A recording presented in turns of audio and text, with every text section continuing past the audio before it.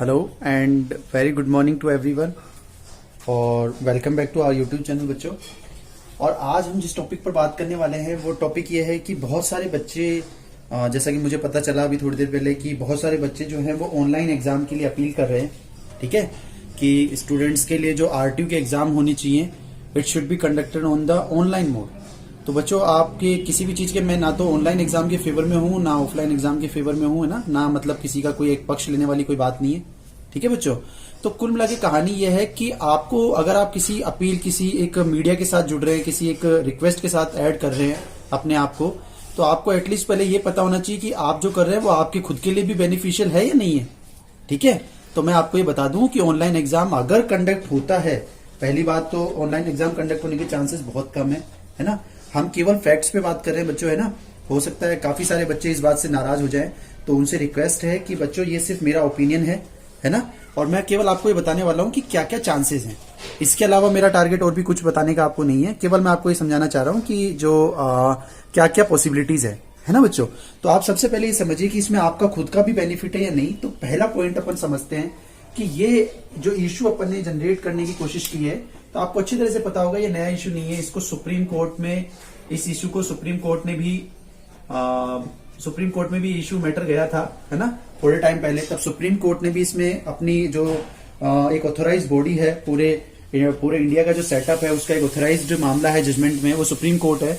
तो supreme court के भी आदेश आ चुके हैं कि ऑनलाइन एग्जाम आप नहीं करवा सकते यूजीसी के थ्रू। और उस टाइम भी आपके आरटीयू के भी ऑनलाइन एग्जाम नहीं कैंसिल हुए थे, और सारे के सारे एग्जाम जो है वो ऑफलाइन मोड पे हुए थे, जैसा आप सभी लोगों को पता होगा बच्चों।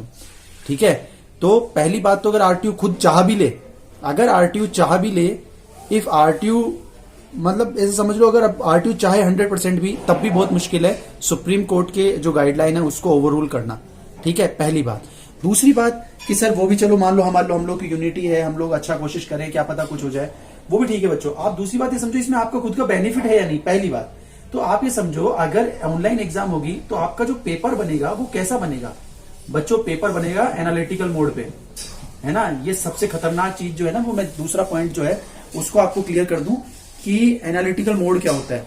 अब ऑब्वियस सी बात है, ऑनलाइन एग्जाम में अगर वो लेते हैं तो उनके पास में दो ही ऑप्शन है, या तो वो क्या करें, या तो वो एमसीक्यू बेस पे पेपर ले लें, जो कि पॉसिबल नहीं है ना। आप अच्छी तरह जानते हो एमसीक्यू बेस क्यों पॉसिबल नहीं है, क्योंकि डिस्क्रिप्टिव पेपर का मोड है वो पहले से तय है। दूसरी बात, अब अगर उनको पेपर को, दूसरा तरीका उनके पास ये होता है, जैसे आप लोगों ने अपने कॉलेज के मिड टर्म एग्जाम वगैरह दिए होंगे ना गूगल क्लासरूम पे, कि वो आपको पेपर सेंड कर देते हैं, फिर आप उनकी पीडीएफ बना के भेज देते हैं। तो दूसरा ऐसा तरीका हो सकता है।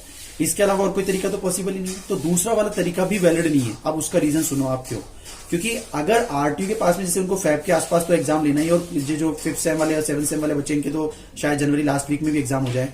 तो बच्चों आपको ये समझिए कि आरटीयू के पास टाइम बहुत कम है, और अगर आप उनके ऊपर प्रेशर बनाओगे, और मान लो कि अगर उनको ऑनलाइन मोड पे एग्जाम कंडक्ट करवाना पड़ा, तो आईआईटी, अब कई बच्चे है ना आरटीयू को आईआईटी से कंपेयर कर रहे हैं। बच्चों आप लोग खुद समझदार हो बेटा, थोड़ा सा ध्यान से समझने की कोशिश करो। आईआईटी के पास में, आईआईटी हर बार गेट का एग्जाम कंडक्ट करवाती है, तो आईआईटी को पता है कि ऑनलाइन मोड पे जब एग्जाम रखना होता है तो उसका डिफिकल्टी लेवल को कैसे अल्टर करना होता है, कैसे बदलना होता है। लेकिन आरटीयू ने आज तक कोई एग्जाम ऐसा करवाया नहीं है बच्चों। तो अगर आपने आरटीयू पे फोर्स किया और आरटीयू को प्रेशराइज किया ऑनलाइन एग्जाम के लिए, और मान लो अगर ऐसा हुआ भी, तो क्या होगा, एनालिटिकल मोड पे पेपर बनेगा, यानी कि वो किसी भी साल का गेट का पेपर उठा के डाल देंगे क्वेश्चंस, और उनके ऑब्जेक्टिव हटा देंगे, तो आपको पूरा सॉल्यूशन करना पड़ेगा। और बच्चों 3 घंटे में, मुझे किसी के इंटेलिजेंस पे कोई क्वेश्चन नहीं है, आप लोग वो पेपर भी कर सकते होंगे बहुत अच्छी तरह से, और बहुत अच्छी बात भी है। बट बच्चों क्यों हम लोग ये चाहें कि हम एक इजी चीज को हटा करके और दूसरी टफ चीज को चुन ले, है ना चाहते हुए भी। तीसरी बात मैं आपको बताऊं, तीसरी बात इसमें ये है, थर्ड पॉइंट इसमें मेरा ये रहेगा कि सुप्रीम कोर्ट के ऑर्डर्स जो हैं उसको ओवररूल नहीं किया सकता। फर्स्ट पॉइंट में एनालिटिकल मोड पे अगर पेपर बनता है तो उससे केवल बच्चों को डिफिकल्टी है।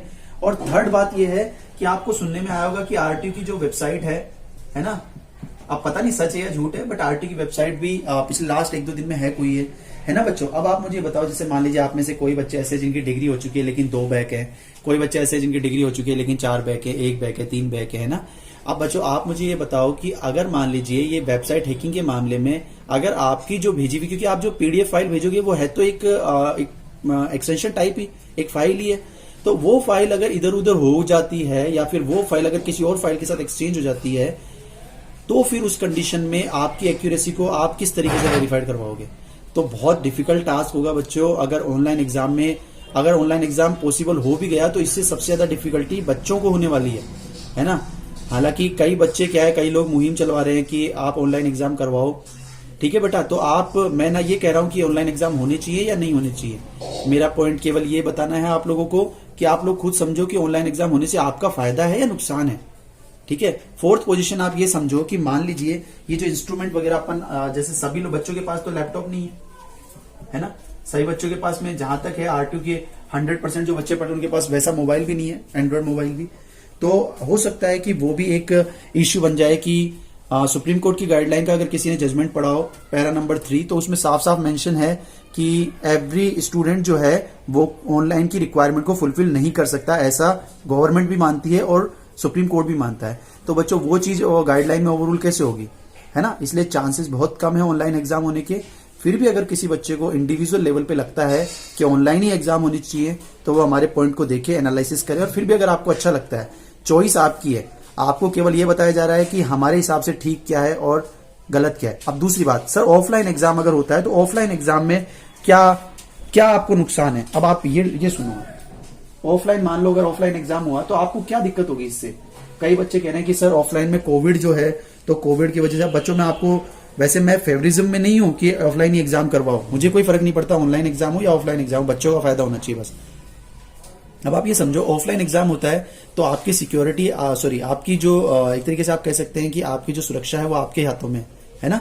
हम लोगों ने क्या आरटीयू में पहले एग्जाम नहीं दिया, अभी जब जो आपका ये कोविड चल रहा था और इसका जो सबसे पीक टाइम था, हमने उस पीक टाइम पे एग्जाम दिए और इन्होंने पीक टाइम में एग्जाम लिए हैं। तो आपको लगता है क्या कि जब इसका भले ही नया स्ट्रेन आया है, लेकिन अगर आप ग्राफ देखेंगे तो ओवरऑल ग्राफ डिक्रीमेंट में है बच्चों।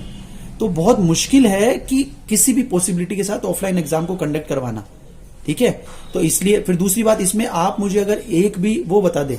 अब देखो बच्चों, ऑफलाइन एग्जाम का फायदा क्या है, सबसे बड़ा बेनिफिट मैं आपको समझा दूं मेरे हिसाब से, जितना मेरे समझ में आता है कि ऑफलाइन एग्जाम का बेनिफिट ये है सबसे बच्चों कि ऑफलाइन एग्जाम के अंदर आप इस चीज को ऐसे समझो कि थ्योरी क्वेश्चन भी आएंगे, है ना, और न्यूमेरिकल भी बनेंगे, तो न्यूमेरिकल भी नॉर्मल रेंज के न्यूमेरिकल बनेंगे, तो वहां पर कंपैरेटिवली आसान होगा हम बच्चों के लिए, एज ए स्टूडेंट हम लोगों के लिए बहुत आसान होगा पेपर को फाइट करना, पेपर को निकालना। और हो सकता है आप लोग मेन